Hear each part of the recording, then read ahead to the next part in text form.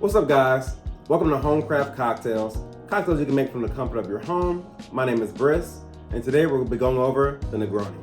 The Negroni dates back to 1919 in Cafe Cassoni in Florence, Italy, where a guy by the name of Count Camillo Negroni asked his bartender friend, Fosco Scarselli, to make his favorite cocktail, the Negroni, but he basically said, hey, I really want it to be stronger than normal, so instead of the club soda, can you use gin instead?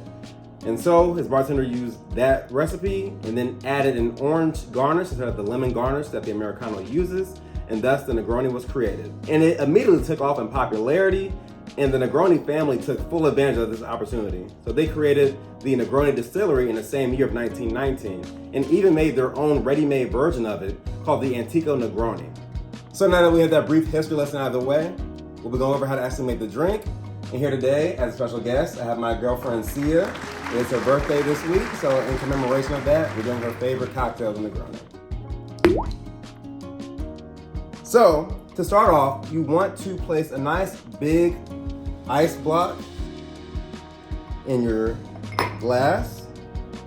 You want it to be a really nice big one because it really melts slower, so it is a sipping cocktail, so you don't want the ice to melt really fast.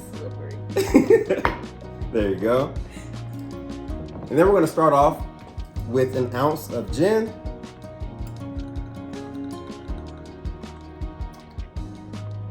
There you go. And this is a equal parts cocktail that you just build in the glass, so it'll be a 1-1-1 ratio of everything. After your Negroni, stop. We're done. No, just cheers. All right. After your gin, you want to do an ounce of sweet vermouth.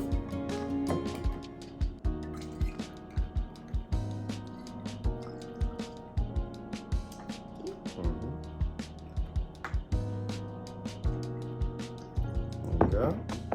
After sweet vermouth, you'll then want to do an ounce of Campari.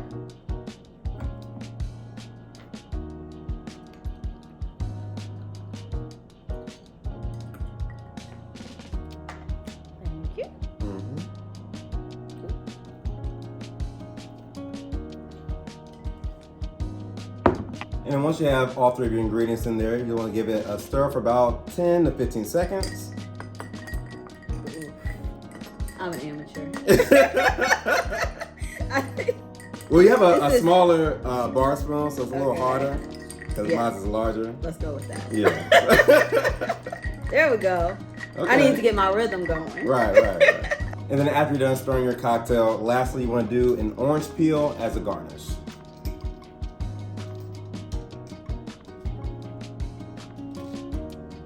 Or if you're someone like Sia, you don't even do the garnish, you just drink it how it is. That was actually a trash peel. So I'm gonna redo that one. There we go. Like that.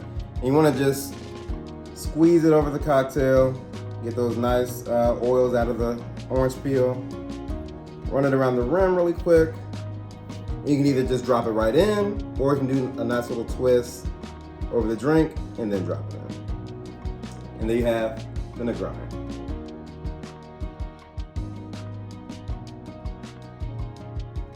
And now we made our drink, let's give it a little taste. The Negroni is just really just amazing cocktail. I will say it's definitely not beginner friendly whatsoever. It's really bitter. But if you're one that's more accustomed to the taste, it is just really nice. You have a nice botanical sense of taste from the gin, and then you have nice like bitter herbal notes from the Campari, and then the sweet vermouth just gives it a nice, sweet taste to wrap it all up, to give it a nice blend all together. So, what are your thoughts? My sentiments exactly. No. Honestly, when I first had the Negroni, I don't think it was like an instant, like, oh my God, like I love this. But after a few more, tastes, a few more tries, I think I grew that palate for it. Cause not very beginner friendly.